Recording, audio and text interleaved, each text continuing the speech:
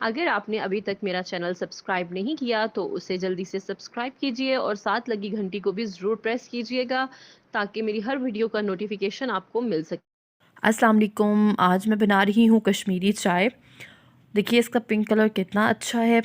किस तरह से आप बिल्कुल इसे परफेक्ट बना सकते हैं मैं आपको बताऊंगी। और इसमें क्या ख़ामी ऐसी रहती है जिसकी वजह से इसका कलर अच्छा नहीं आता, मैं सब आज इस वीडियो में बताऊंगी। सबसे पहले 4 कप पानी लिया है, इसका कहवा बनाना है। तो अगर आप ज़्यादा चाय बनाना चाहते हैं आप इसकी क्वांटिटी डबल भी कर सकते हैं। 4 कप के हिसाब से 10 इलायची डालनी है, एक दालचीनी का टुकड़ा और 12 लौंग इसमें मैं डालूँगी। और इसके साथ इसमें 1/4 टीस्पून नमक चाय का, 6 टीस्पून कश्मीरी चाय की पत्ती डालनी है। पत्ती इसमें सबसे इम्पॉर्टेंट है, पत्ती आपने अच्छी कंपनी की लेनी है क्योंकि क्योंकि अक्सर चाय जो है वो पिंक नहीं बनती, तो उसकी एक वजह ये भी होती है कि पत्ती जो है वो अच्छी नहीं है। और जैसे ही बॉयल आ जाएगा पानी में तो इसे मुसलसल फेंटते रहना है। जितना ज़्यादा आप इसको फेंटेंगे उतनी ही ज़्यादा आपकी अच्छी चाय बनेगी। इसे तब तक फेंटना है जब तक ये 4 के 3 कप ना रह जाएं। जैसे ही 3 कप रह जाएंगे फिर इसमें 1/4 टीस्पून मीठा सोडा डाल देना है। मीठा सोडा डाल के इसे दोबारा फेंटना है। ये अब यहाँ पर 4 से 3 कप रह चुके हैं। अब हम इसे तब तक फेंटेंगे जब तक ये 2 कप नहीं रह जाते। ये देखिए 2 कप रह गया है कहवा। अब इस स्टेप पर तकरीबन 1 कप बर्फ़ डालनी है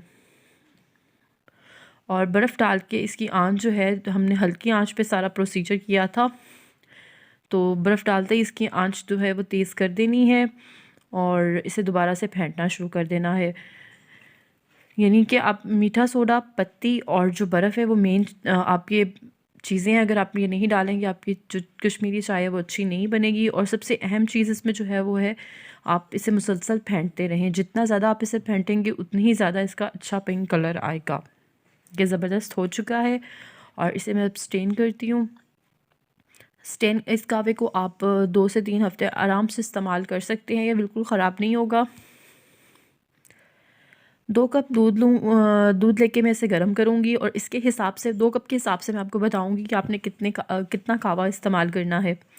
जैसे ही दूध बॉयल होने लगेगा, जो कप मैंने लिया था उससे कप को यूज़ करते हुए मैं आधे कप से थोड़ा सा ज़्यादा जो है वो कहवा लूँगी और इसे पकाऊँगी दोबारा से। 3 से 4 मिनट इसे पकाना है अच्छे से।